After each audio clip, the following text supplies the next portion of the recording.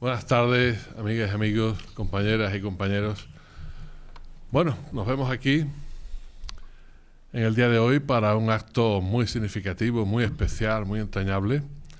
Y es esta entrevista que le van a realizar nuestros compañeros, el profesor Javier Martín Ríos y el profesor Antonio Pamies. Javier, coordinador de la titulación de lenguas modernas, ¿verdad?, y sus literaturas, y Antonio Pamies, director del Departamento de Lingüística General y Teoría de la Literatura. Y van a entrevistar a Pedro Sanginés. Pedro Sanginés es un compañero de largo recorrido en nuestra universidad, a quien debemos mucho en la facultad de la universidad, por todo lo que ha hecho por introducir y consolidar los estudios sobre Asia, sobre la lengua china, sobre su cultura y las culturas también del Extremo Oriente, visto desde Occidente, por sus trabajos también y todo su esfuerzo en consolidar el Instituto Confucio, y a su vez por su implicación siempre de lleno en el Instituto de la Paz y los Conflictos, también con una actividad de mucho tiempo atrás, colaborando con muchos compañeros y compañeras como los que estáis aquí. Cuando empezamos este ciclo de vidas maestras desde el decanato, y aquí nos acompañan otros miembros del equipo como el profesor Ignacio López Saco, vinculado a los estudios asiáticos, vicedecano de Relaciones Internacionales, decía que cuando empezamos este ciclo nos temíamos que iba a ser un ciclo muy bien recibido y de éxito, porque es un ciclo que lo que trata es de tener y hacer un acto de reconocimiento a compañeras y a compañeros nuestros que ya en una etapa, tras una etapa prolongada y llegando el momento de jubilaciones y situaciones de ese tipo, merecen que tengamos este acto con ellos, con ellas, que quede grabado, que pueda ser visto y escuchado por muchas personas, y que profesores, estudiantes, personal de administración y servicios, pues seamos testigos de una entrevista que pone de relieve eso, lo que ha sido una trayectoria de trabajo académico, de docencia, de investigación, de gestión. Y además en una facultad como la nuestra, donde hacemos todas esas cosas, convivimos a diario, se estrechan muchos lazos de amistad y fraternidad. Estas cuestiones del reconocimiento no hay que verlas solos, como aquel Hegel que hablaba de la lucha por el reconocimiento. Bueno, la cooperación, la colaboración por el reconocimiento, como decía, es un acto de amistad, diría que de fraternidad académica, de fraternidad republicana, no por la semana en que estamos meramente, sino por quienes nos preocupamos y nos ocupamos de la red pública. Y estamos en nuestra universidad, una universidad pública que se debe a la sociedad en la que estamos, a la sociedad que a través de las administraciones públicas nos financia, a la sociedad a la que le devolvemos nuestro saber y nuestro buen hacer en esa transmisión social del conocimiento, y eso hay que ponerlo de relieve. Por eso esa fraternidad amigable, esa fraternidad académica, esa fraternidad republicana.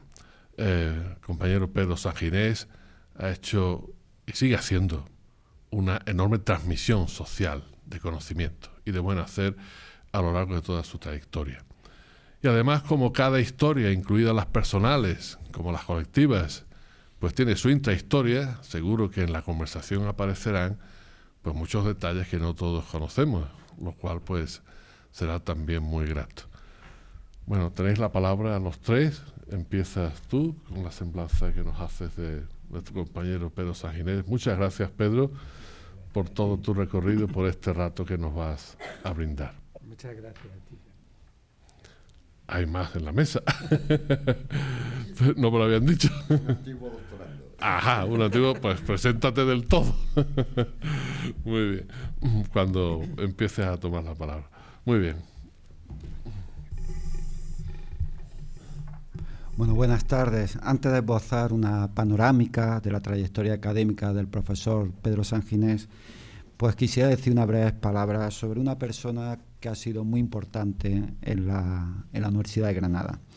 no solo para los que nos dedicamos a los estudios de sinología, de Asia Oriental, de lingüística, de traducción, los estudios de la paz y los conflictos, que son los campos en los que Pedro Sanginés ha trabajado a lo largo de su vida académica, sino también para otras personas que desde los 40 años ya más que lleva Pedro viviendo en Granada, pues han tenido a Pedro como un profesor, como un compañero, como un amigo, porque Pedro ha sido una persona, por su magisterio, por su personalidad, dentro y fuera de las aulas.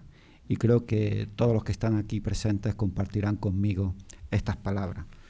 El trabajo realizado, como acaba de decir nuestro decano, de Pedro en la Universidad de Granada ha sido inmenso. Ha hecho todo sin hacer ruido. Ha sido una persona que siempre se ha mantenido prácticamente en un segundo plano, porque su forma de ser es así. Es la de un hombre muy discreto, la de un educador que creo que ha luchado y ha creído por la universidad como una universidad moderna y comprometida con la sociedad. El fruto de su trabajo es por todos sabido y la huella que nos va a dejar va a quedar para siempre en nuestra memoria. Por eso, Pedro, decirte en nombre de todos los compañeros que puedes sentirte muy satisfecho con el trabajo que has realizado durante todo este tiempo, que todos juntos nos encargaremos de que lo que comenzaste ya hace 40 años, pues que no decaiga, e intentaremos mantener pues ese espíritu del buen hacer, de esa ilusión que te han acompañado en todo este tiempo. Muchas gracias, maestro. Y dichas estas palabras, quisiera leer un resumen de los hechos más importantes que han destacado en la larga y fructífera trayectoria de Pedro Sanginés como pórtico a la entrevista que vamos a tener a continuación. Pedro Sanginés Aguilar ha sido una de las figuras clave en el desarrollo de los estudios de sinología y de Asia Oriental en la Universidad de Granada y, por ende, en la historia de la universidad de nuestro país. Fue pionero en la enseñanza de la lengua china en la Universidad Española, cuando en el curso 1978-1979 logró crear y poner en marcha la primera asignatura de chino en la antigua Escuela Universitaria de Traductores e Intérpretes, hoy Facultad de Traducción e Interpretación. Y desde entonces, año tras año, fue poniendo en funcionamiento otras asignaturas relacionadas con la cultura china, que fueron la base de las que hoy constituyen los grados especializados que acogen los estudios de lengua china, también de lengua japonesa, que se imparten en la Universidad de Granada, tanto en el grado de lenguas modernas y sus literaturas, en la Facultad de Filosofía y Letras, como en el grado de Traducción e Interpretación.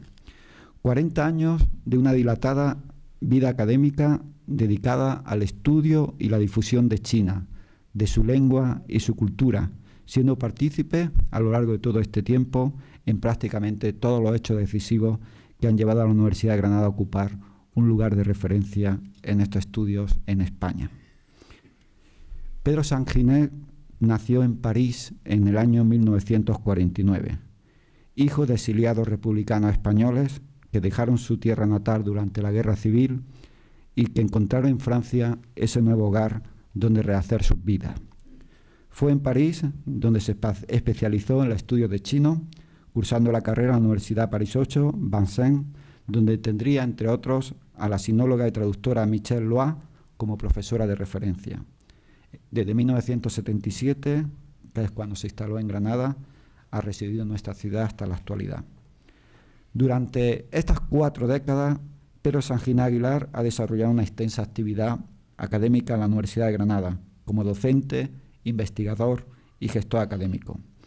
Como docente, su trayectoria universitaria ha estado focalizada en la enseñanza de la lengua china y especialmente en pensamiento chino, siendo uno de los grandes especialistas en esta última materia en la sinología española.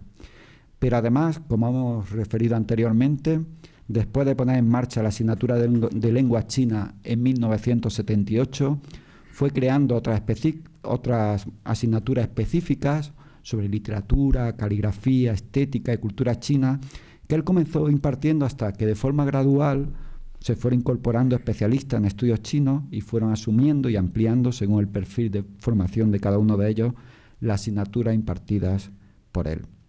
En la actualidad, en la Universidad de Granada, adscritos al Departamento de Lingüística General y Teoría de la Literatura, que es el departamento donde Pedro ha desarrollado prácticamente toda su trayectoria académica, contamos con 7 profesores especialistas en estudios chinos, 3 en estudios japoneses, 2 lectores procedentes desde China, de la Universidad de Pekín y la Universidad Fudan de Shanghái, y otros 2 profesores de estudios chinos adscritos al Departamento de Traducción e Interpretación.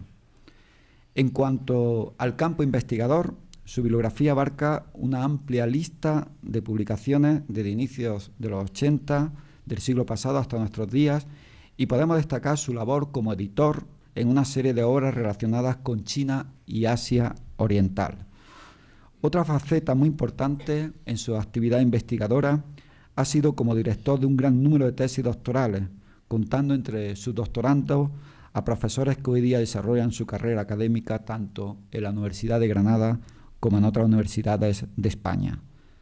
También sobresale su labor como organizador y promotor de plataformas de investigación de los estudios de Asia Oriental en nuestro país, entre las que destaca por su relevancia la creación del Foro Español de Investigación sobre Asia-Pacífico, FEIAP, en el año 2006, que fue fundamental para reunir a la mayoría de los investigadores españoles en este campo de conocimiento y que más tarde se convertiría en el germen de la Asociación Española de Estudios de Asia Oriental, fundada en 2016.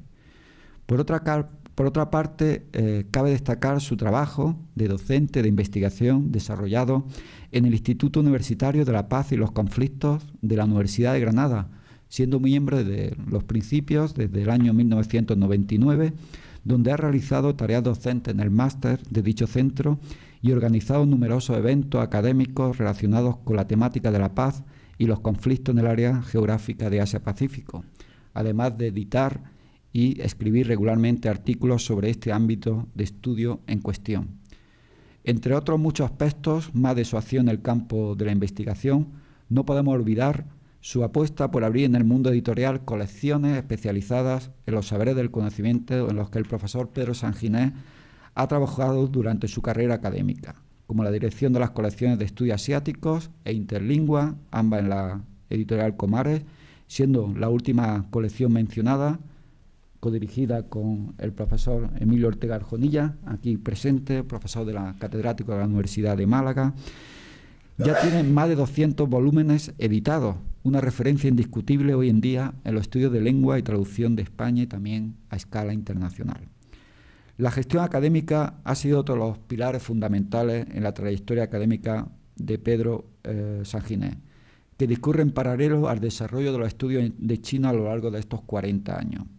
Podemos destacar, entre otros, sus cargos como primer director del Instituto Confucio de la Universidad de Granada, miembro de la primera comisión del grado de Lenguas Modernas y Subliteratura, subdirector de la Escuela de Traductores e Intérpretes, director adjunto de Español para extranjeros del Centro de Lenguas Modernas, etc. Son muchos los datos de la trayectoria de Pedro Sanginés Aguilar en estos 40 años que no podemos citar en esta breve aproximación a su figura. En todo este tiempo ha tenido numerosos compañeros de trabajo y discípulos, tanto en la Universidad de Granada como en otras universidades españolas. Y todos conocen su buen hacer, su magisterio, su capacidad para fomentar, afrontar y apoyar proyectos académicos, poniendo siempre en primer lugar el beneficio de la comunidad universitaria delante de su propia trayectoria personal. Pero sin duda alguna, la huella de Pedro en el origen y desarrollo de los estudios chinos quedará siempre en la historia de la Universidad de Granada. Muchas gracias.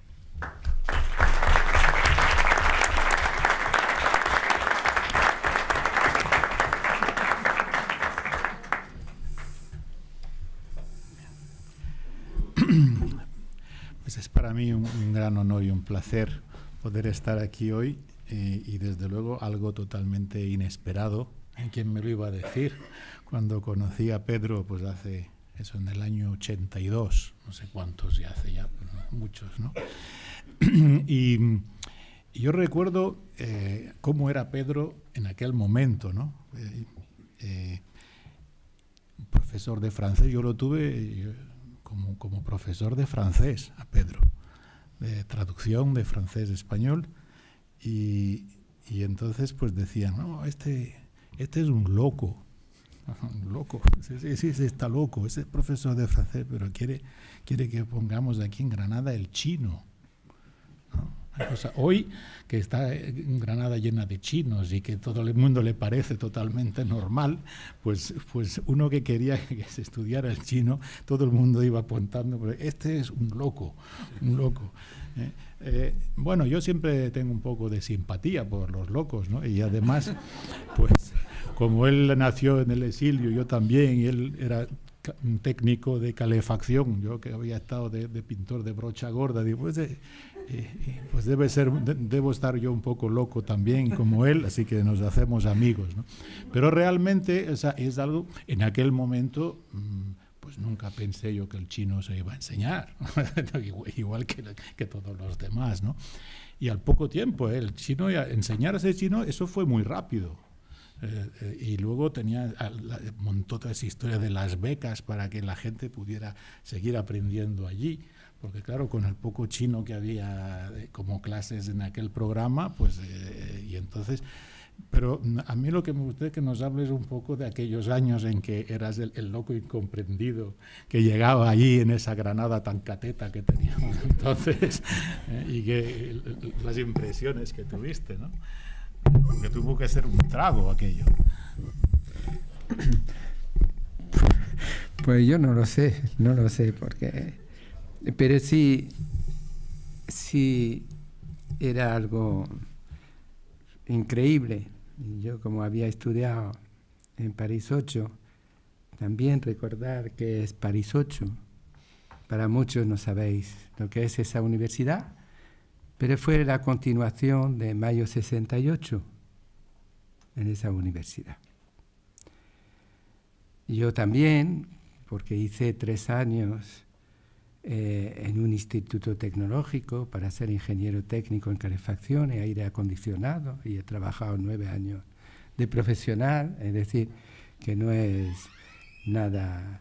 Y cuando pienso en todos esos años, 68, y después a partir de 71 se crea la Universidad de Vincennes de París 8, y en el 72 yo decido entrar en París 8, y allí es donde se estudiaba chino. Yo en ese momento lo que pensaba era estudiar hispánica, hice hispánica, tengo la licenciatura y la tesina en esa universidad, y luego quería lingüística general, y es curioso, después acabé en lingüística general aquí. Pero dejé lingüística general porque un grupo de compañeros, pues estaba el chino allí, se enseñaba por primera vez el chino con el pinyin, la transcripción fonética china, mientras que los otros, que tenían muchos años todavía, estaban en el antiguo sistema. Y por lo tanto, pues yo entré y decidí hacer chino a partir de ese momento. Trabajaba, iba como ingeniero técnico, y después, pues por la tarde y todo, pues me iba a clases hasta las 10 de la noche más o menos, y después volvía. Es decir, durante bastantes años, ¿no? Todo eso. Y el chino, pues era fantástico, también era el momento, y tenemos que saberlo. Había Mayo 68, Vincennes que se había creado, y había todo un ambiente en aquel entonces muy a favor de Mao. El maoísmo era importante.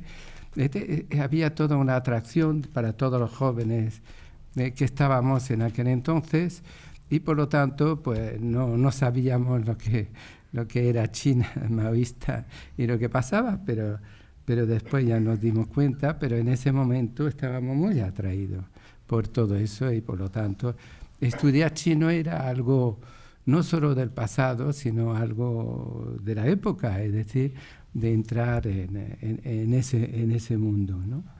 Es curioso, hoy día pues quizás no nos demos cuenta de lo que hay. Después encontré una mujer y me vine para Granada. Dejé todo lo que estaba haciendo allí. Había acabado la licenciatura y vino la que fue mi mujer y la que es mi mujer, pues allí a París, y estuvimos allí un año donde yo acabé la tesina de estudios sinológicos de chino. A partir de ese momento, pues yo había decidido ir a la aventura y me vine dejando absolutamente todo, me vine a Granada. Y cuando llegué aquí, en un mundo que desconocía absolutamente, no conocía a nadie, absolutamente a nadie, y por lo tanto, pues fui a la universidad y todo, y dije, quiero dar clases de chino. En fin, hubo mucha extrañeza. El secretario general de la época era el final, el último año de Gallego Morel, y estaba el secretario general, Sánchez Camacho, creo que se llamaba, ¿no? El secretario general. Y él dice, pues vamos a ver, si tienes 10 alumnos, pues das las clases en el Instituto de Idioma, que así se llamaba en aquel entonces, y tuve 10 alumnos. Entre ellos, un conserje y todo para apoyarme, gente así. Es increíble, es fantástico también, ¿no? Como encontramos esas personas. No recuerdo el nombre, pero era fantástico este hombre, ¿no? Y es así como empezamos el chino. Iba a haber después varios momentos delicados, es verdad, en toda la trayectoria del desarrollo del chino. Podía haber desaparecido varias veces, pero creo que fui bastante paciente y al final se logró. Es decir, tenía que tomar todo a mi espalda y que pudiera hacerse. Yo no sé ahora lo que es el principio del chino. Sí. Bueno, ya que lo has dicho, recuerdo que con la LRU los conserjes podían votar, y en el momento en que querían quitar el chino algunos para su beneficio propio, pues con el voto de un conserje pues conseguimos salvarlo. Es decir, así fue como tenemos chino en Granada. 2 veces el conserje fue la clave. Yo recuerdo, compañero, y sobre todo un compañero me dijo una vez, dice, ¿para qué sirve eso? Yo me quedé asombrado, digo, que en letra haya un profesor que pregunte para qué sirve aprender una lengua, yo no lo entendía. Pero así ocurrió, es decir, gente que te decía, ¿esto qué es?, ¿no? Como si fuera algo marciano, ¿no? Y no, era algo bastante natural. Y para mí, que había estudiado en París y había ya una historia muy larga en Francia de estudios sinológicos, es el primer país que estudia, donde empiezan los estudios sinológicos a mediados del siglo XIX. Entonces nosotros teníamos en España más de un siglo de retraso. No es tontería. Y lo que es tremendo es que haya compañeros, personas, etcétera, gente que se dice intelectual, que sabe, que se preguntan ¿para qué sirve todo esto?, ¿no? Y ellos que enseñan, ¿para qué sirve lo que están enseñando también? Porque uno se pregunta, ¿qué haces tú aquí? Y así no hay nada, ¿no? Y así empezó todo eso. Y después empezó con Gallego Morel y después se puso más fuerte con Vida Soria que estaba, y en ese momento estaba de secretario Juan Francisco García Casanova. Hablé con ellos y a un momento dado pues, me dijeron de ir a China, pero yo no podía ir a China. Y me lo dijo, en cierto modo, el secretario general. Dice, si te vas, el chino desaparece. Por lo tanto, me quedé y justamente Juan Francisco fue allí y ya no recuerdo muy bien, Ángela Olaya y su marido se fueron en mi lugar. Y así empezó todo, vinieron y en ese momento también ya empezamos a cocinar otra cosa. Cuando estuve en la embajada china y me preguntaron por la traducción del Sueño del Pabellón Rojo, y digo, pues sí, se puede traer el Sueño del Pabellón Rojo, lo planteamos para poder hacer su traducción. El Sueño del Pabellón Rojo son 120 capítulos, son más de 3.000 páginas, etcétera, para traducir. Entonces, y es una de las novelas fantásticas y que espero que todos un día podáis leerlo porque es realmente increíble. Y esa novela pues la traje, vino... Olvidé decir que antes de venir Yao, justamente para la traducción, quiero hablar de dos personas y sobre todo uno de ellos. Un chino, la embajada china me apoyó, era una embajada muy diferente a la de hoy, muy pobre, bastante pobre en ese sentido. Y había una mujer,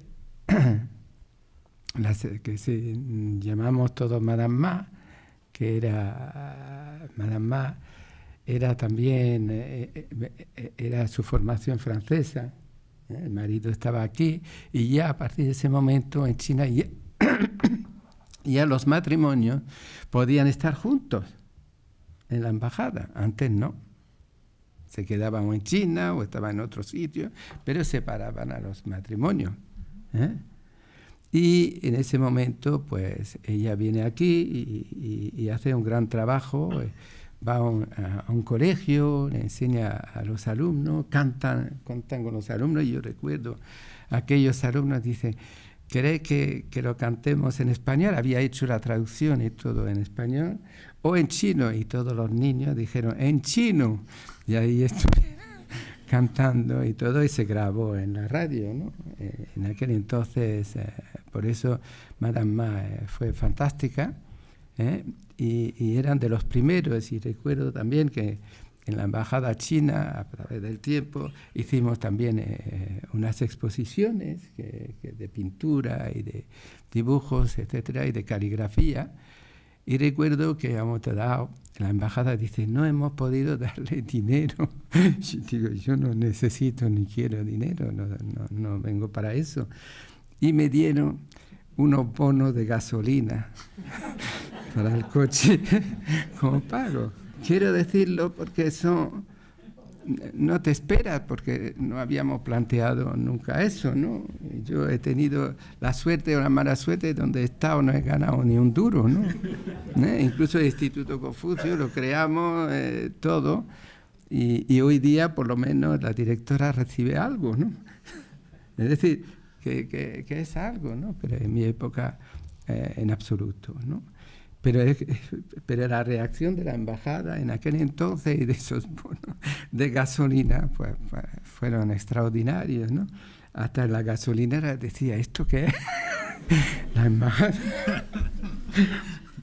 Pues sí, era así, ¿no? Para que veáis un poco el ambiente, la manera que había y de esos chinos que había, ¿no? Y no quiero olvidar también de Francia, que también fue mi maestra, que Madame Michel Lois, con la que yo hice mi tesina, que fue una mujer fantástica, una gran sinóloga en ese momento. También, y más adelante,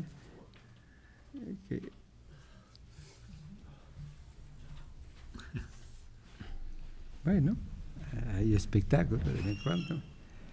Bueno, ya no sé dónde estaba, pero en fin. Entonces,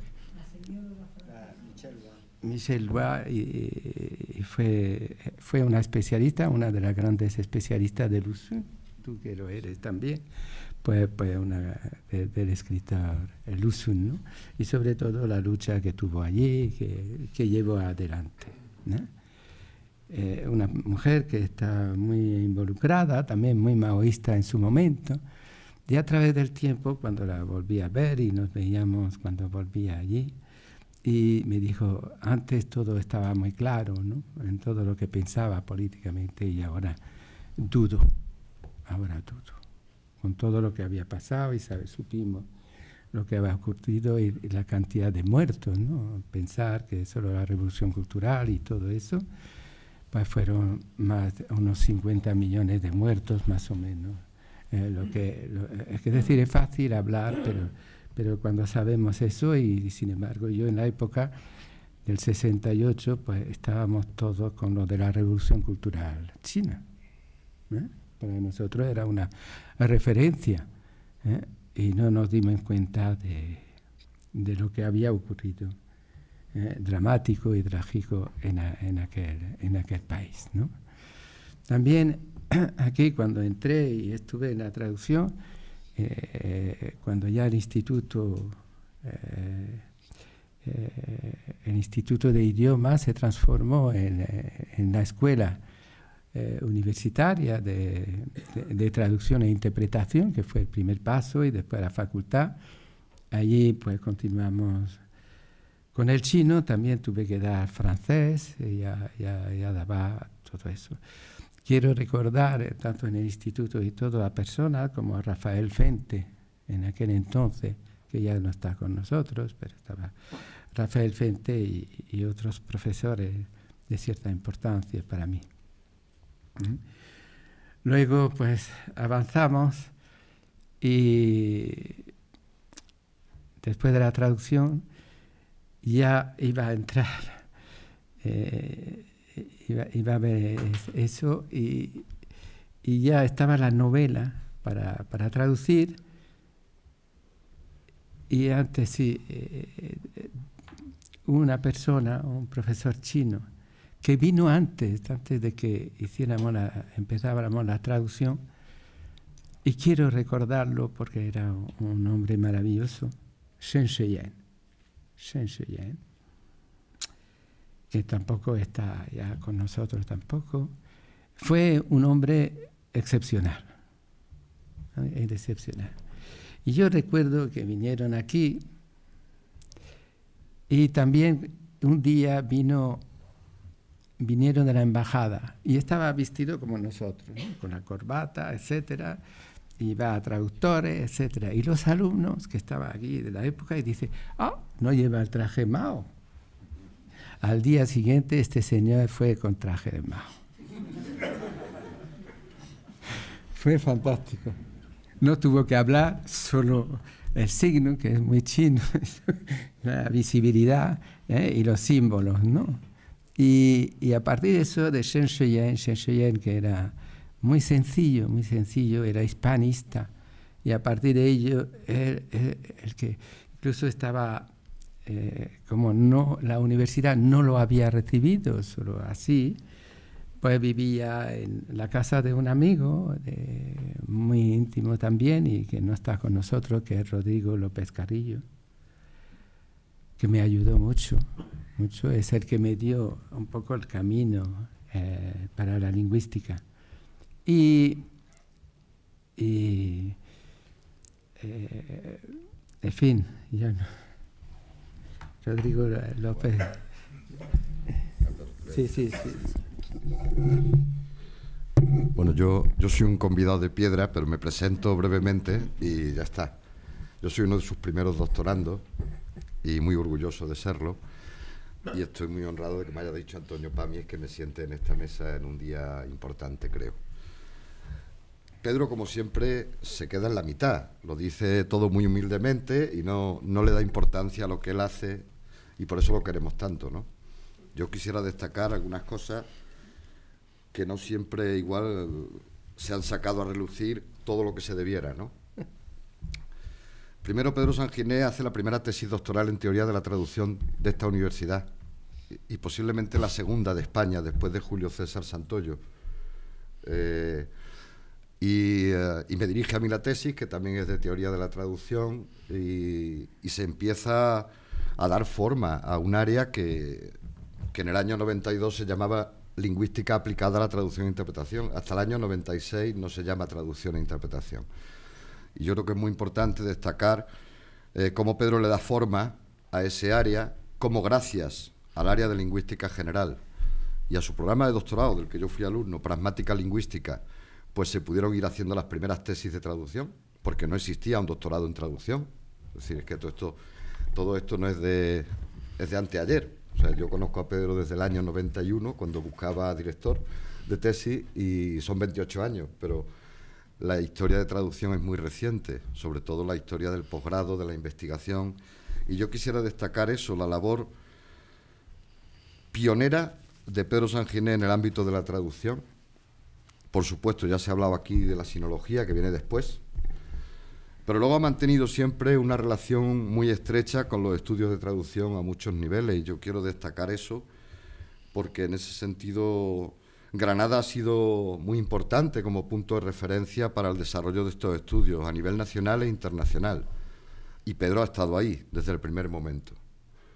Yo creo que también es de justicia agradecer a las personas que han dirigido el área de lingüística general, a Juan de Dios Luque, a Antonio Pamie y anteriormente a José Andrés de Molina, que ellos han acogido siempre con muchísimo cariño tanto el desarrollo de los estudios de traducción como el desarrollo después de los estudios de sinología. Y en medio estaba Pedro de ese asunto, ¿no? Y yo lo quiero destacar esto porque yo recuerdo de Pedro varias cosas, varios flashes que uno tiene por ahí. Uno es cómo dirigía las tesis doctorales. Pedro tenía una Z con el nombre de su doctorando y llevaba dentro de la Z absolutamente todos tus papeles. Tenía una copia de absolutamente todo. Y con Pedro no se perdía nada, ¿no? Tú te sentías importante. Tú cuando ibas a verlo y estabas preparando tu tesis te sentías alguien. Decía, mira, ahí está mi AZ que pone Emilio Ortega Arjonilla, ¿no? Y dentro estaba todo lo de Emilio Ortega Arjonilla, pero todo lo que habíamos hecho juntos, que eran muchas cosas, ¿no? Yo recuerdo que de la mano de Pedro montamos los primeros cursos de formación continua en traducción en el ICE y también en el CEP de la Universidad de Granada, que fueron cursos para el curso Puente, aquel mítico curso Puente del año 93-94, y que eran optativas que ofrecíamos a todos los alumnos de la universidad. Fueron mis primeras lides en esta universidad como docente. Y también otro flash que me viene es el aula de cultura china.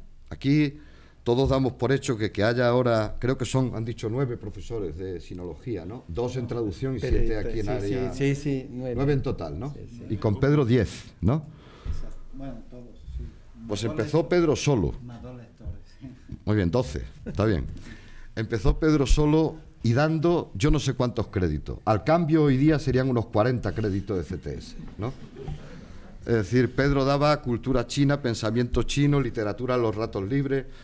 O sea, era increíble, y además su aula siempre estaba, porque eran optativas de libre configuración, de esas que podía escoger cualquiera. Siempre había de 80 alumnos para arriba, ¿no? En todas sus asignaturas. Evidentemente algo haría bien, no solo contar chistes, sino que no es su fuerte precisamente. Porque como él dice, él en ese sentido es un granadino guiri, ¿no? Que piensa a la francesa. Entonces no puede ser, esto no cuadra. Por eso yo quisiera destacar varias cosas que sí que creo que son muy importantes. Es decir, él ha aportado una consolidación de estos estudios. Si yo he dicho que llevaba las AZ de los doctorandos, no menos cierto, y eso lo he vivido yo con él ya siendo profesor, joven, no menos cierto es que él llevaba un control absoluto de cuándo iba a poder tener un próximo profesor de chino. Es decir, él sabía que tenía que enviar a alguien por lo menos 3, 4, 5 años a China a soltarse, pero él estaba pendiente. Decía, dentro de 2 años me dan otro, ¿no? Y efectivamente, hay que tener paciencia para hacer eso en 20 y tantos años y conseguir un equipo que es un equipazo. Es decir, y no lo digo porque esté en Granada, es un equipazo reconocido nacional e internacionalmente, el equipo que hay de estudios sinológicos en Granada. Y eso en buena medida es gracias a Pedro, porque ha tenido una paciencia, desde luego, a prueba de bombas, ¿no? Es decir, no siempre ha sido tan bien comprendido. Ahora la Universidad de Granada se pone la medalla de que los estudios sinológicos tienen su peso, pero en su día el peso era las ganas de pelear que tuviera Pedro Sanginés. Y efectivamente yo creo que los resultados acompañan. Luego, creo que una gran idea, y que siempre he agradecido el consejo de Pedro Sanginés. En el año 96 iniciamos la colección Interlingua de la editorial Comares, de la que se ha hablado aquí recientemente. Ahora es una colección exactamente con 219 títulos.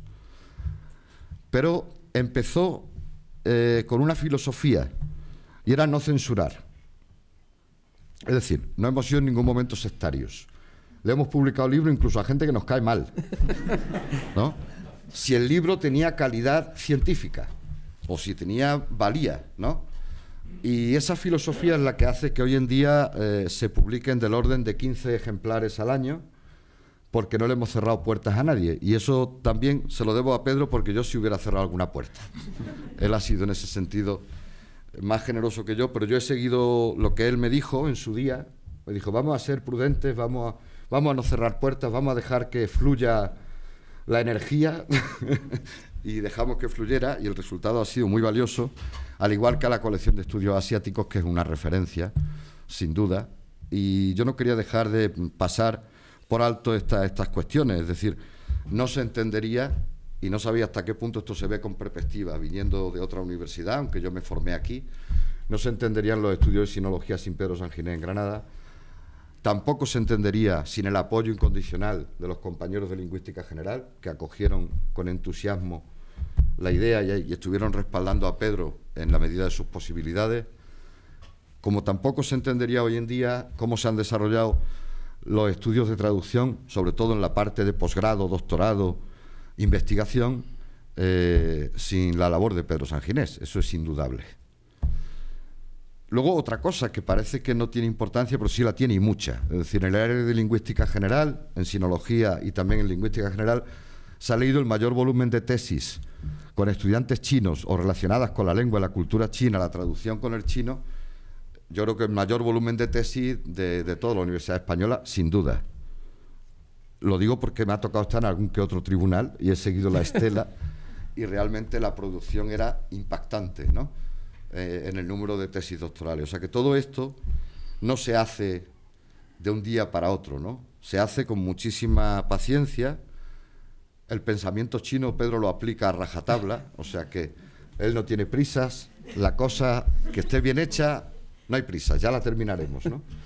Y en ese sentido yo quiero agradecerle que hoy estoy aquí por sorpresa, me la han soplado, no te puedes imaginar, pero estoy aquí muy, muy contento de estar contigo, y creo que es de justicia anotar todas estas cuestiones.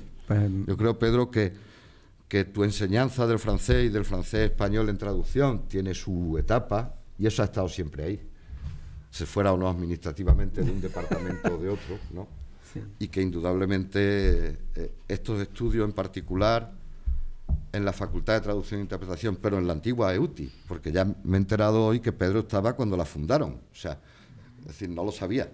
Yo sabía que la EUTI abrió en el 78-79, pero es que tú ya eras profesor ese año, sí, sí, tú le bautizaste también la EUTI, o sea, pues sí. Pedro va de bautismo en bautismo, ¿no? Entonces, bueno, y luego en la Facultad de Traducción indudablemente es una referencia, es decir, la teoría de las trinomías de Pedro, pues el que quiera que se la siga estudiando. Sí. Nada más, Pedro. Pues enhorabuena. Muchísimas gracias. Muchas gracias.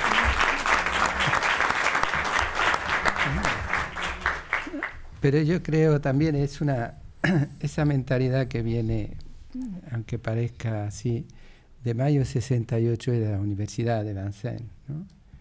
De mi maestra Michel Loy y todo eso, ¿no? Había una libertad impresionante. Teníamos una libertad impresionante. Cuando yo veo cómo deriva ahora nuestra universidad, que siempre, cada vez hay más cosas negativas y hace falta más cosas, hace falta, es decir, más prohibiciones, y se prohíbe eso y se prohíbe lo otro y se prohíbe. Es decir, cuando yo llegué aquí y empezó la Universidad Española, fue muy rápido. He tenido la suerte de vivir 68, Vincennes, pero también de vivir toda la transición española en la universidad. He tenido esa suerte. Y yo recuerdo cuando yo llegué, 78, y empecé, la velocidad en la que se produjeron todos los cambios. Hubo muchísimos cambios en la universidad y había una libertad impresionante. Podíamos crear cosas. Hoy día sería, yo creo, prácticamente imposible crear el chino como en aquel entonces. Sería imposible. Hay demasiadas trabas burocráticas para poder hacerlo. Es que es imposible. Esa libertad que era grandísima. Y aquí tenemos a personas que han estado y a que tengo que dar gracias, y aquí está Juan de Dios Luque Durán, pero cuando pasé a Románicas también, etcétera, aquí están, y Victoriano. Y esa facilidad que tuvimos de poder cambiar, de poder ir, de poder hacer, de poder crear cosas, ¿no? Hubo paciencia, pero hubo también un ambiente creativo, ¿no? Fue quizá el periodo dorado de toda la universidad para mí. Hoy tenemos mucho más, tenemos más técnicas, tenemos más cosas, pero yo veo mucho más complicado todo. Muchísimo más complicado para los jóvenes, mucho más. Mientras que en la época éramos libres, pero de verdad, a nivel intelectual y a todos los niveles, ¿no? Y la prueba está que hablábamos mucho de todo esto. Y cuando Rodrigo López Carrillo, yo estaba en Románica, estaba francés también, vino Zhang Zhenshuan, que está aquí, que fue el primer profesor chino que vino aquí, después de Shen Shuyen, pero Shen Shuyen fue un paso nada más de esa persona tan extraordinaria. Pero Zhang ya vino, pidió venir, cuando justamente lo de la traducción, y vino Zhang y entró como profesor en traducción e interpretación. Fue el primer profesor chino y aquí está y desde muchos años, ¿no? Y después, en lo que es Rodrigo López Carrillo, pues me dio la posibilidad a través de lingüística, y allí pude conocer a José Andrés de Molina, un profesor extraordinario también. He tenido esa suerte, por eso ese ambiente. Y estaba Juan de Dios Luque Durán en ese momento también, y ellos aceptaron en el departamento que empezáramos el chino. Fue lingüística. Y tengo que agradecer eso y decir que sin lingüística no existiría el chino en la Facultad de Letras. No podría existir. También tengo que dar las gracias a la decana de la época, también Cándida Martínez, que estaba también de decana en ese momento. También había Miguel Oliver, Gómez Oliver, también sus ayudas, dimos clases juntos también en lo que es historia, en lo que es China y todo el periodo justamente maoísta. Es decir, había un ambiente y había personas que realmente apoyaban, por lo menos estaban allí, decidían, etcétera, ¿no? Eso también tenemos que tenerlo en cuenta en todo lo que ha ocurrido. Y a partir de lingüística, pues también Antonio Sánchez Triguero, que era de literatura, y los primeros compañeros que empezaron a entrar. Alicia Rerinque, que entró a partir de ese momento y pudo entrar en literatura, entró en el área de literatura. Entró también Juan José Ciruela Alférez, que llegó después, como decía Antonio Pamie, como se fue realizando todo eso, y entraron. Y después ya Gabriel García Noblejas en traductores, que entró, que estuvo allí, ¿no? Y poco a poco se fue montando todo esto. Después ya entró José Javier Martín Ríos, que entró con dificultades.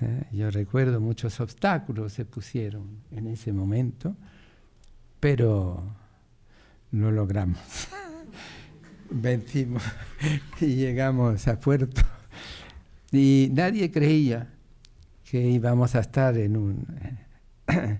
una licenciatura, y finalmente pues nos reunimos con hebreo, con italiano, con ruso, con ruso. Y nosotros de chino se reunió y se decidió hacer un grado. Y tuvimos el gran placer de crear ese grado. Y el chino entró. Nadie creía que el chino entraría, pues sí entró. Gracias a todos los compañeros de la época, entre ellos Enrique Quero, etcétera, que estaba Aurora Salvatierra, etcétera, ¿no? Estábamos allí. Y Victoriano, que está aquí, que estaba también en el grupo. Lo recordamos. Y como cuatro lenguas tan diferentes nos pusimos de acuerdo. No lo creíamos. ¿Cómo iba a haber los mismos intereses, italiano, hebreo, cada uno con su mundo? Y sin embargo nos pusimos de acuerdo y lo creamos. Impresionante. Yo a veces cuando lo pienso digo, todo el mundo se pelea, pues aquí no llegamos a un acuerdo y lo hicimos, yo creo que bastante bien, y ahí estamos funcionando, ¿no? A partir de ese momento, ¿no? También pues, José Javier y Antonio fueron alumnos míos, pero de muy poco tiempo, ¿no? Guatelli también. Aquí está Esperanza Alarcón, que también en la época, que ahora son profesora ella de la Facultad de Traducción e Interpretación. Es decir, que poco a poco pues, fuimos creando todo esto, ¿no? Hasta hoy día, en que yo no sé qué más decir, ¿no? No, pero sobre todo para los jóvenes que conocen la Universidad de Granada actual, donde pues tenemos, por ejemplo, 40 alumnos chinos en el máster, donde tenemos intercambios, donde vamos a China, vienen, tenemos nosotros en lingüística, tenemos 4 exdoctorandos que ahora son profesores en universidades chinas, que el que lo ve así no puede imaginar, ¿no? Lo que fue simplemente que llegó aquí este hombre incomprendido, que de pronto... ¿Y cómo lo ha hecho? Pues es lo curioso, porque en la universidad, sobre todo en aquella época, había muchos conflictos, porque como todo se podía votar, pues esto hacía que en vez de pelearte con el jefe, nos peleamos entre nosotros.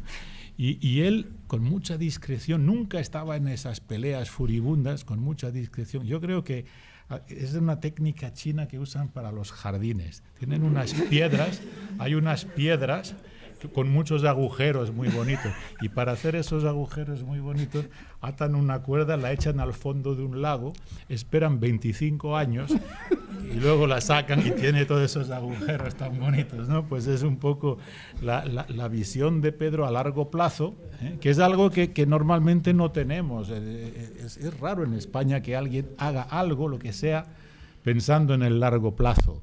Y él sí lo hacía, y además lo hacía con discreción, que iba a su favor, porque muchos de los que le ponían pegas, si hubieran sabido lo que iba a haber, habrían puesto muchas más. Pero como lo hacía con discreción, pues no se notaba, y entonces gracias a eso también ha podido construir todo lo que hay ahora, donde el chino tiene, bueno, y además hay algunas clases donde el chino tiene más alumnos que francés, que es lo que tú enseñabas entonces, ¿no? Tú enseñabas el francés y luego aparte estaba lo del chino, ahora eso se ha invertido. ¿Y quién lo iba a decir? Nadie. ¿Quién lo iba a decir? Pero estaba convencido yo. Yo de verdad estaba convencido que a largo plazo se ganaba, porque como había vivido en Francia, en París, y era natural eso, el chino era una cosa que parezca mentira, natural. Es decir, aprender chino en París no era algo extraordinario. Se aprendía hebreo, se aprendía árabe, se aprendía, pero nadie pensaba, es decir, que era algo natural. Cuando vine aquí, pues sí, no era natural, pero para mi cabeza, pues sí, se tenía que hacer. Y además quiero recordar, y me viene ahora a la memoria, también estaba al lado en traductores cuando tenía el despacho ahí con Damián Pretel, Damián Pretel de ruso, y también empezó el ruso en ese momento, pero ellos fueron mucho más rápido, muchísimo más rápido.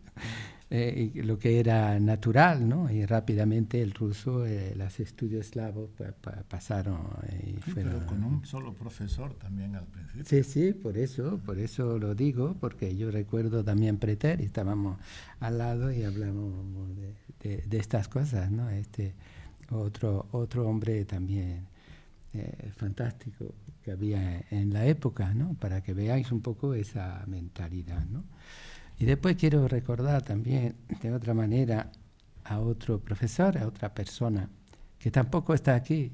Hay que ver la cantidad de bajas que estoy dando en nombre, ¿no? Es Francisco Muñoz, que es el que creó digamos, el seminario y después los estudios, el IPAD, el Instituto de la Paz y de los Conflictos.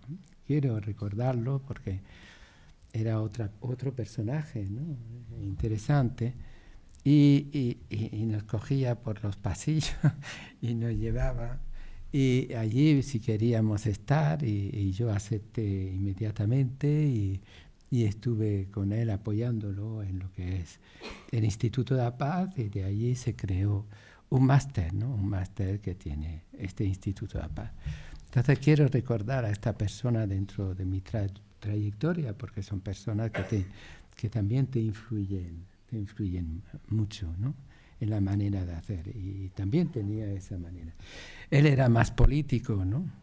Yo el problema es que no lo soy. No lo soy, entonces no tengo apoyo. No tenía apoyo, yo no entraba ni por la política, ni por el sindicato, ni por nada, ¿no? Él sí sabía manejar muy bien eso y estaba dentro de ese mundo, ¿no? Yo no, en absoluto, ¿no? En absoluto estaba en ese mundo, ¿no? Es curioso porque digamos, lo que he vivido y pensado mis padres, refugiados políticos y del Partido Comunista, eran del Partido Comunista Español, de la época, ¿no? Y refugiados allí, y todo del partido, y yo nunca, creo que es mi madre que no quería, y no entramos en el Partido Comunista, y por lo tanto decía ser libres y hacerlo. Lo que podáis hacer, etcétera, ¿no?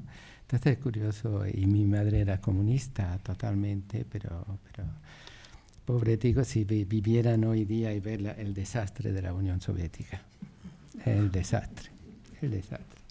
No nos damos cuenta hasta qué punto cometemos errores a través del tiempo, y lo que son nuestras creencias, y cómo nuestras creencias son siempre vaporosas, y que a un momento dado pues el tiempo pasa y te va eliminando muchas cosas de lo que creíamos, ¿eh? Eso es algo que se va aprendiendo también, y yo que había vivido eso tenía que haber estado seguramente en Partido Comunista y todo eso, y haber estado aquí seguramente hubiera evolucionado mucho más rápido y hubiera ido más arriba. pero no, he preferido, aunque parezca mentira, sí, pues un poco más mi libertad individual, y poder criticar, ¿no? Y no ser un militante, que a veces, y los militantes, y lo sé por mis padres, por todos los que he conocido, pues aceptar a veces cosas que no estamos de acuerdo dentro del mismo partido, ¿no? Es decir, es difícil. Ser militante, yo los admiro a los militantes porque realmente a veces es aceptar algo que a veces es duro aceptar, ¿eh? Yo quiero decirlo aquí porque son de las aventuras y de las cosas que he pasado. Es verdad que a un momento dado me metieron en política, en el Partido Reformista, ¿no? Un desastre total. Un desastre. Fue interesante, duró poco tiempo, 1 año o algo así, pero fue un desastre. Yo no he visto más desastre que ese.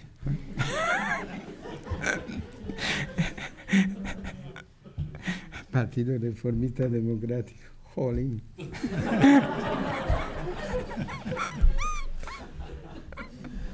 O sea que no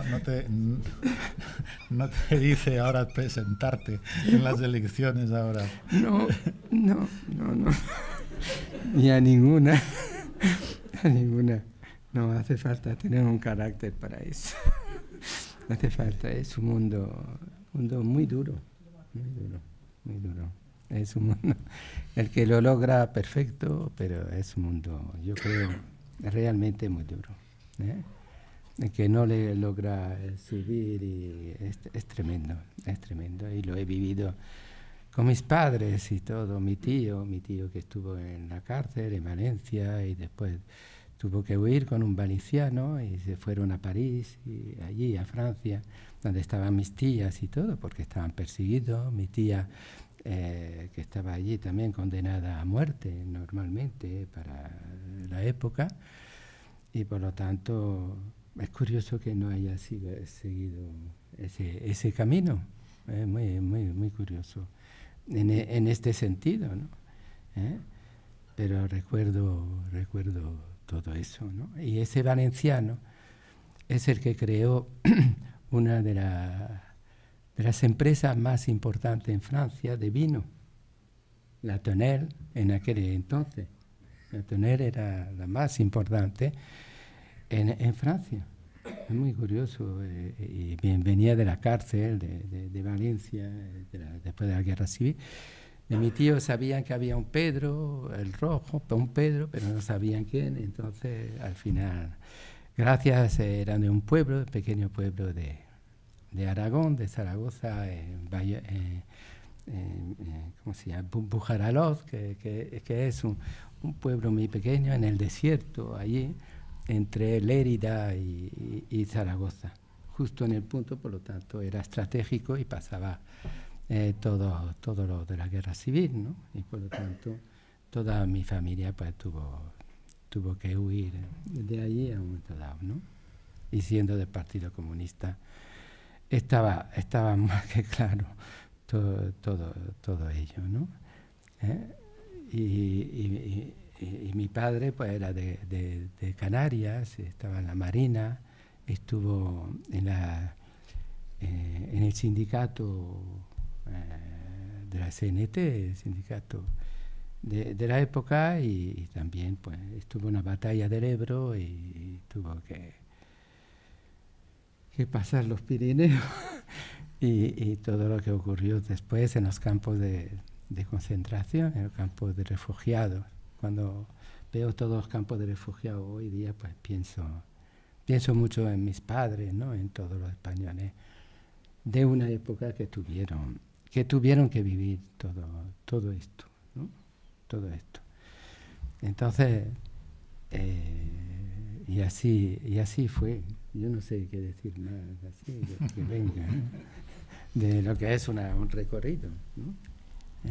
Bueno, lo que sí, la curiosidad, ¿no? Es decir, ahora te jubilas, ahora ¿qué vas a hacer? Pues, estamos intrigados. ¿Cuál va a ser la próxima aventura, ¿no? Ni idea, de verdad. No sé, y me da igual, digo la verdad. Yo creo que continuaré también en el Instituto de la Paz. Y hay cosas que hacer. Creo que somos intelectuales, gente de la universidad, y siempre hay cosas que hacer y que escribir. Y yo creo también recordar un poco justamente todas estas personas de una época, ¿no? De toda una época. Es curioso y quizás haya venido aquí, en parte, pues es lo que pasa siempre de los refugiados y todo, y los hijos, pues nos mentalizan, en cierto modo, todo eso, y quizás estoy en España un poco eso, ¿no? Decir, por mi mujer, pero también por dejar Francia y venir a España, pues que para mí era algo natural poder venir aquí. Y es curioso porque esa España que ellos idealizaban y que no tenía nada que ver con lo real, Incluso mi padre, cuando volvieron en el 66, 77, que Franco abrió la frontera, cuando pasó aquí, dice, yo no reconozco España, no sé qué es, ¿no? Había cambiado totalmente, ¿no? Lo que había pasado, ¿no? Había cambiado, ¿no? Todo el mundo español, era otra cosa, ¿no? Mi madre también, cuando vinieron, pues es lo que decían, es decir, que era muy diferente, ¿no? Y es verdad, y yo, pues sí, eres español, no sé qué, en Francia, ¿no? Hay una idealización, puede decir ridícula, pero es así, de esta manera, y al final eres un inmigrante, ¿no? Al final eres un inmigrante, entonces casi 2 veces, ¿no? Inmigrante mis padres, yo no, pero inmigrante mis padres, entonces una cierta mentalidad, y después aquí, pues, inmigrante, de verdad, soy un inmigrante, no está mal tampoco. No está mal. Yo recuerdo una frase que escribió mi hermano de cuando volvimos del exilio. Él dijo algo así como, el día que terminaba el exilio de mis padres, empezaba el mío.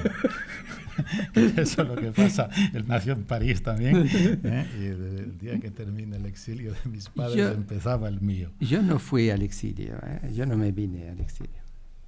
Yo digo la verdad, yo soy un inmigrante, es decir, pero inmigrante de placer, ¿no? Pero de placer, es decir, fue una decisión.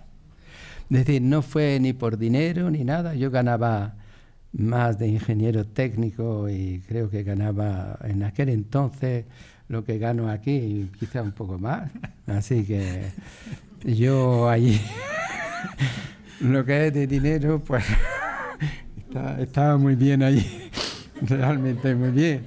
Y recuerdo la última vez estaba en una multinacional, ¿no? Y cuando ya dejé la multinacional y el último año, y el director general me viene, tenía 28 años, y me viene y dice, ¿quiere pasar a director? A director. Digo, ¡jo! Digo, voy a pensar. Porque sabía que no podía, ya había decidido venirme para acá. Entonces hablé con mi mujer y le dije, pues no, mira lo que me han contado y todo. Y ella se quedó también sorprendida porque hubiera ganado muchísimo dinero. Y cuando volví al director general, digo, pues no. Dice, ¿y qué haces? Dice, digo, abandono todo y me voy. Dice, usted está absolutamente loco. Otro más. Así fue. Entonces, no sé, yo creo que hay gente que quiere la intervenir, palabra, ¿no? Esto es, la palabra. Entonces, alguien quiere... En las tesis decimos algún doctor en la sala. Entonces, no hace falta aquí. Bueno, aunque creo que está ya todo dicho y ha sido un placer escuchar cosas nuevas también, pero bueno, creo que unas pocas palabras de homenaje no están de mal. Lo primero que tengo que decir es, con Pedro he tenido una experiencia especial que no he tenido con nadie. No me he peleado nunca. He conseguido, en todos los años no hemos chocado ni una sola vez. Y entonces eso lo pone, y no es por mí, yo hubiera estado dispuesto a pelearme con todo el mundo, pero con Pedro, como se ha dicho, Emilio lo ha dicho, es absolutamente imposible pelearse.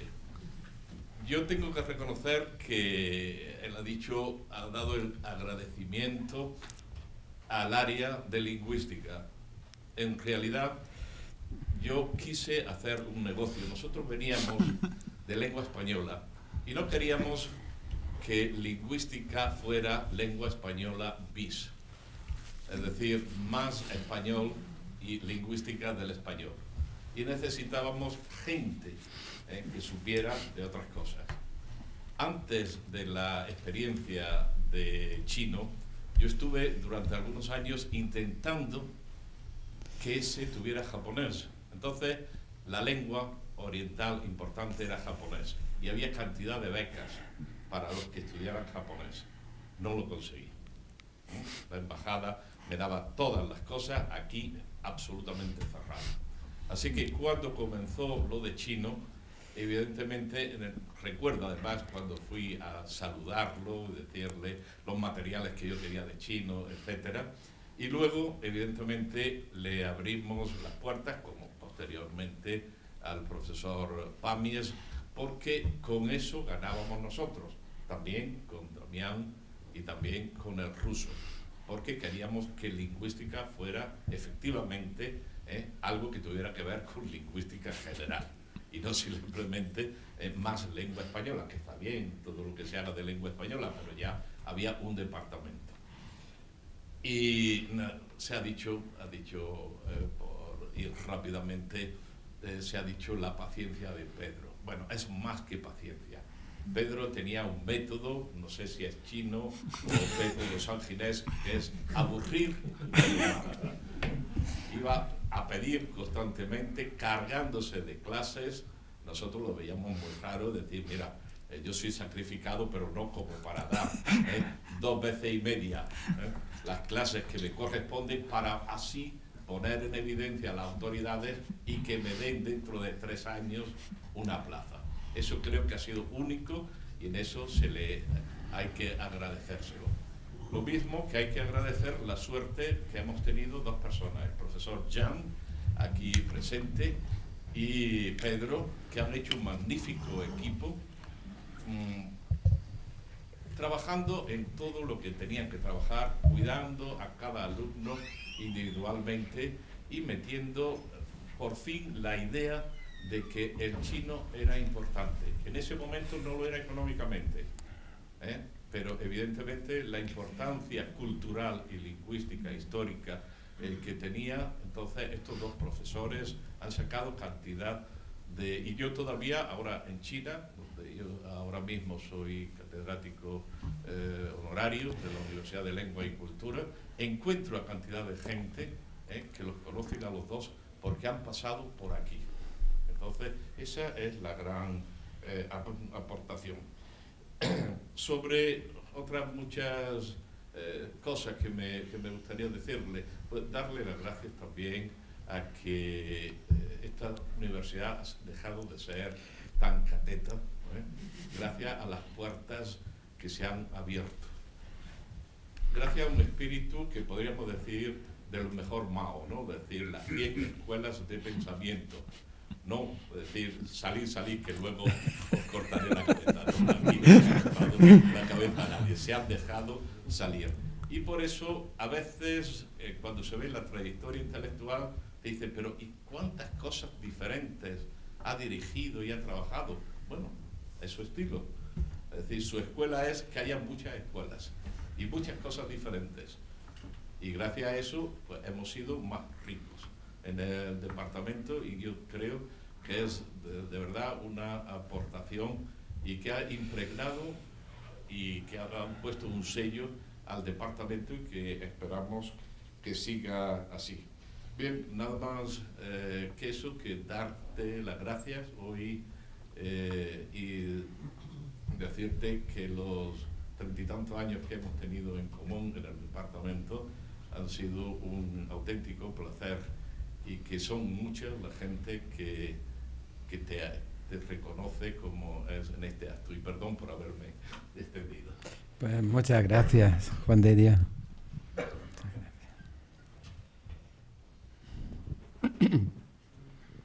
No pensaba decir nada, pero como me ha pasado Juanma el micrófono, yo la verdad es que quiero darle las gracias a Pedro. Bueno, somos compañeros de facultad, pero quiero hablar como compañera del Instituto de la Paz y los Conflictos. Y quiero darle las gracias por su templanza, por su serenidad siempre y sobre todo por su amistad y por ser como es. O sea, esa bellísima persona que es Pedro, que en cualquier momento que hay tensión, porque en el Instituto de la Paz hay también conflictos, Pedro está para poner tranquilidad. O sea, son esas aguas tranquilas entre las muchas veces aguas turbulentas. Muchísimas gracias, Pedro. Gracias a ti, María José.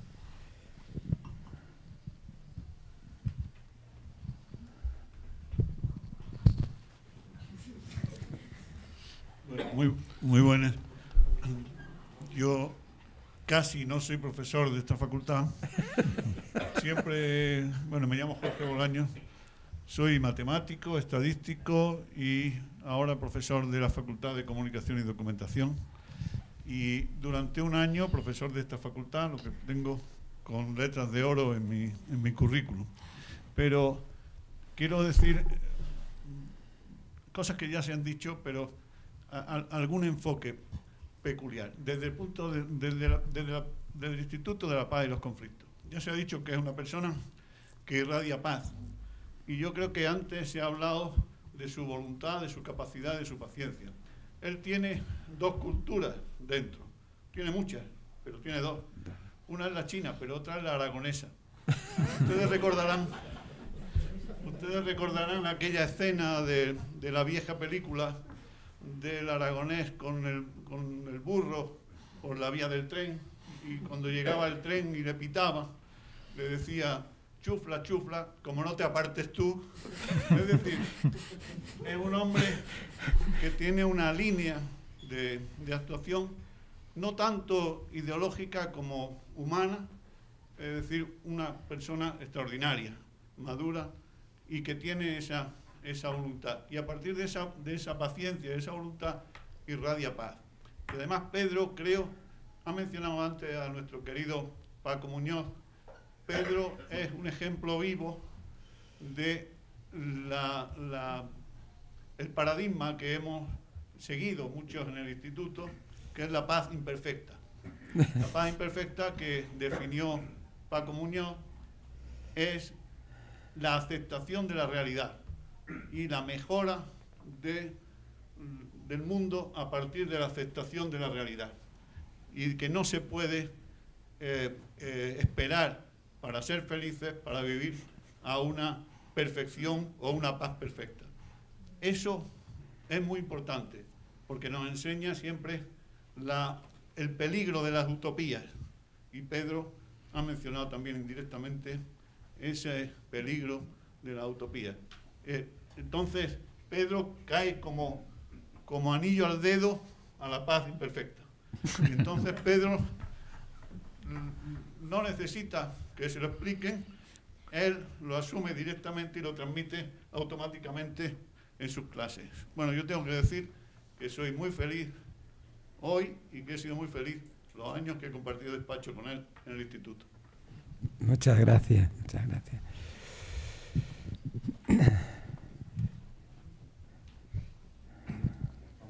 Bueno, parece que los del Instituto de Paz y Conflicto somos tus fans más fervientes, pero no es porque nosotros somos compañeros tanto de la facultad como del Instituto de Paz y Conflicto. Yo creo que para alcanzar el grado de maestro son necesarias muchas virtudes, y tú las atesoras.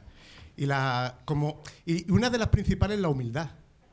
Y de hecho, incluso en este acto que se supone que es de homenaje a tu persona, a tu trayectoria, has hablado más de otras personas que de ti mismo, lo cual te honra.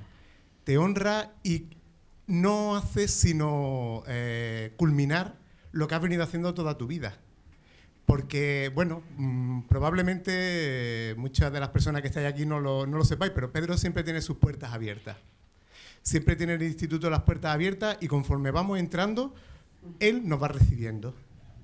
Nos va recibiendo, nos saluda, y siempre tiene un tema de conversación.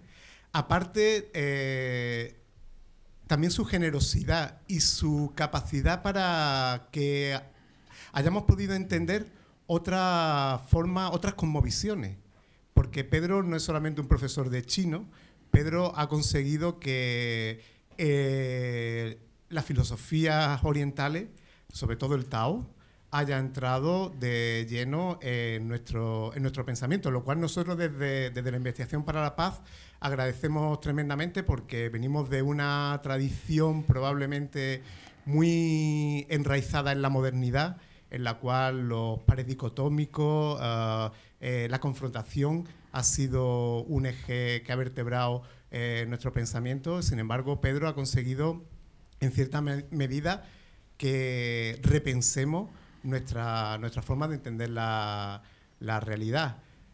Nosotros no lo vamos a echar de menos, porque Pedro ya nos ha dicho por activa y por pasiva que va a seguir viniendo al Instituto de Paz y Conflicto, y por tanto vamos a continuar aprendiendo de tu sabiduría, que has atesorado con paciencia, con humildad, con generosidad, con empatía, escuchando al otro, haciéndonos ver que el otro también está presente en nosotros, haciéndonos ver que el nosotros está compuesto más por el otros que por el nos, lo cual, pues, como también se ha puesto de manifiesto, entra de lleno en lo que son los principios, los valores y también el componente investigador que tiene la paz.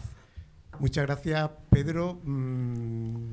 Seguiremos disfrutando de tu magisterio. Pues muchas gracias, muchas gracias. Y sí, quisiera, lo que decía antes, que iba a hacer después, sí, me ha venido a la mente. Quiero desarrollar un concepto que empecé con traductores y todo, que son las trinomías, que ha hablado Emilio sabe un poco de eso, de trabajar sobre el pensamiento trinómico frente al pensamiento bipolar, ¿no?, que tenemos, y poder desarrollar todos estos conceptos que no he podido hacer, que estaba ya dentro de China también y dentro de nuestra cultura del logos también, con Charles Sanders Peirce en Estados Unidos, etcétera, y continuar en esos desarrollos, estudios trinómicos y su aplicación en la vida, en la forma de ver las cosas, etcétera, ¿no?, que no son uno contra otro, sino más bien el concepto chino de la unidad del contrario a partir del Tao, pero el Tao es el tercero, es decir, la unidad, en fin. No estoy aquí para hablar de eso, pero un poco en este sentido, nada más. Bueno, pues me gustaría comentar algunas cosas, porque dentro de los compañeros de chino, creo que he pasado más tiempo a su lado, con el profesor Sangenés. También se ha hablado del desconocimiento antes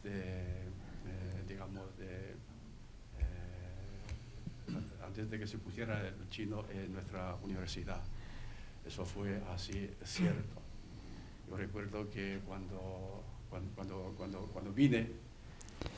llegué a Granada, a la estación de Renfe, él fue a la estación de Renfe a recogerme.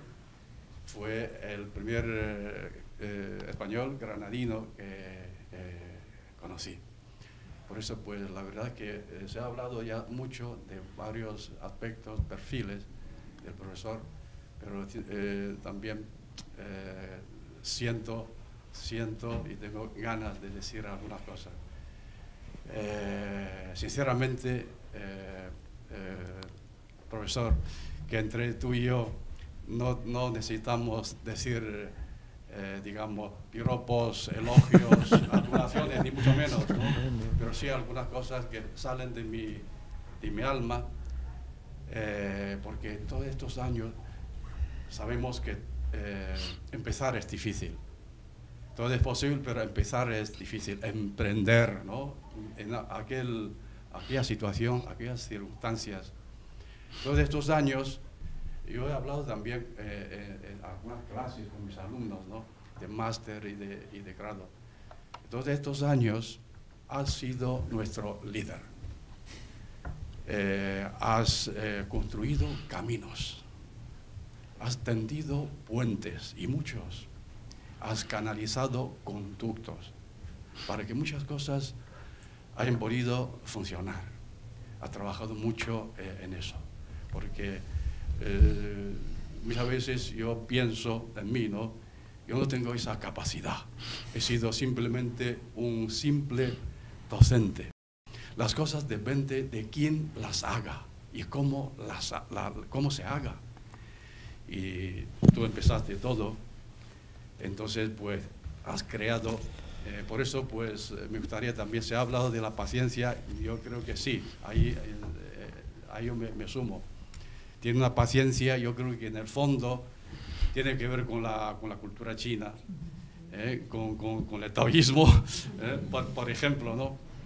Me acuerdo en estos momentos una metáfora que en alguna ocasión te dijeron, no sé si te acuerdas, alguien dijo que él es como una hormiga, no tiene prisa, también se ha dicho, ¿no?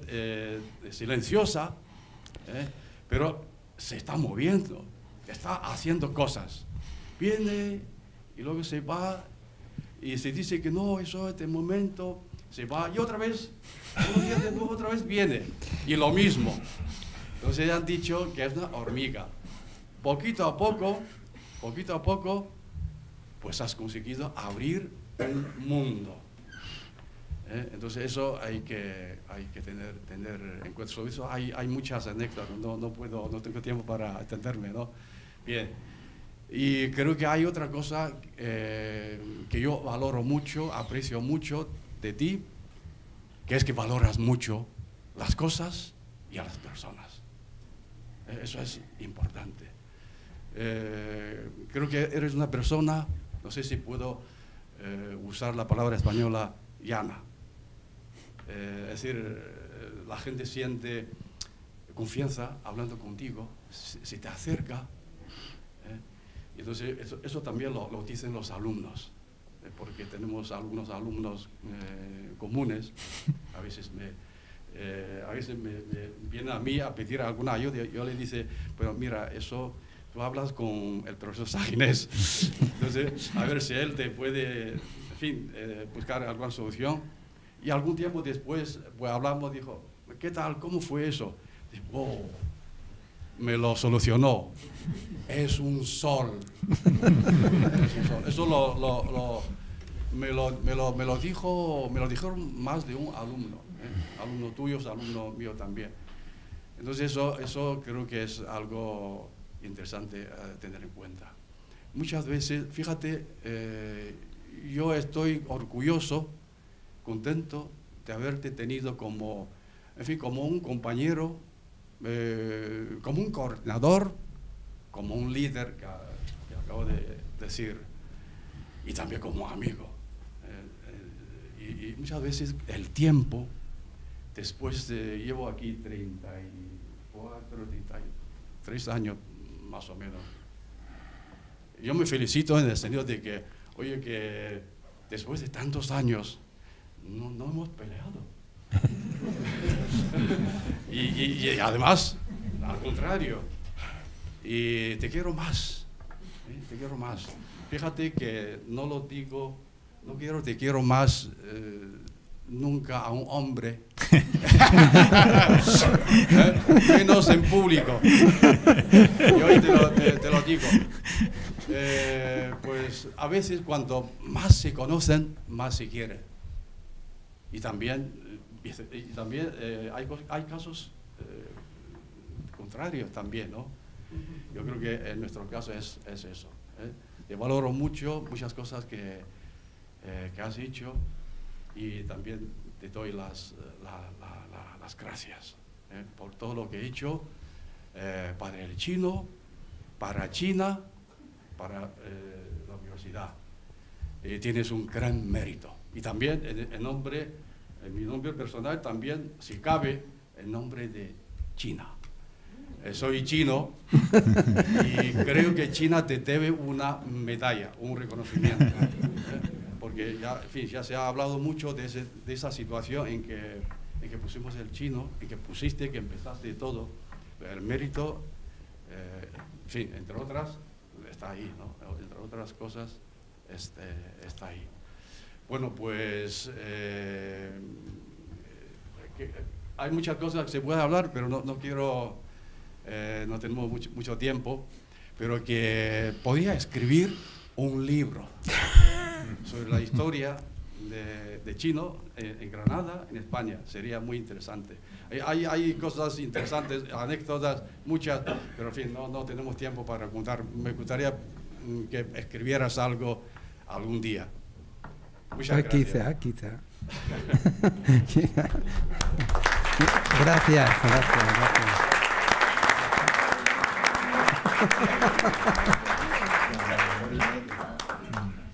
Bien, como se acerca la hora, pues tenemos que empezar ya a cerrar el acto, pero bueno, hay algunas cosas todavía que tenemos que hacer aquí.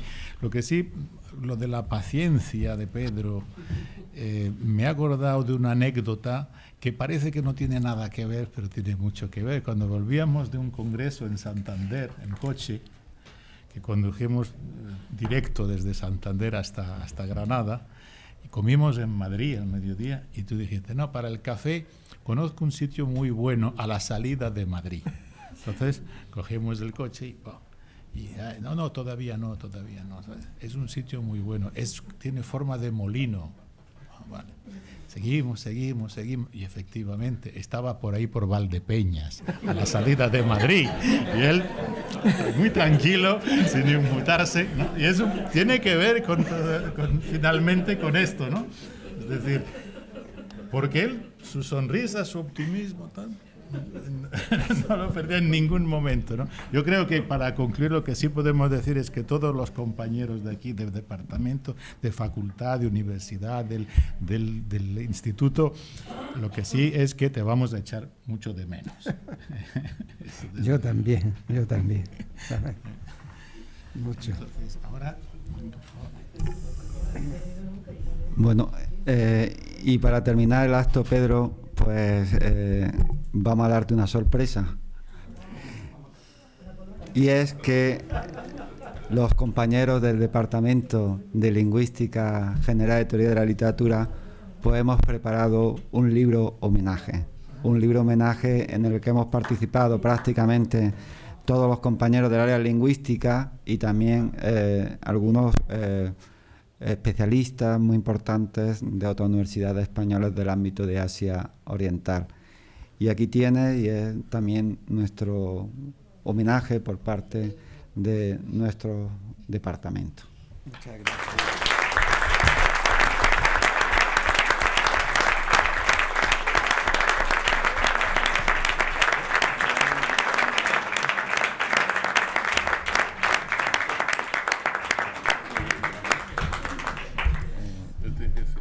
¿Va a decir algo, Pedro? No sé qué decir ya. Estoy sin palabras.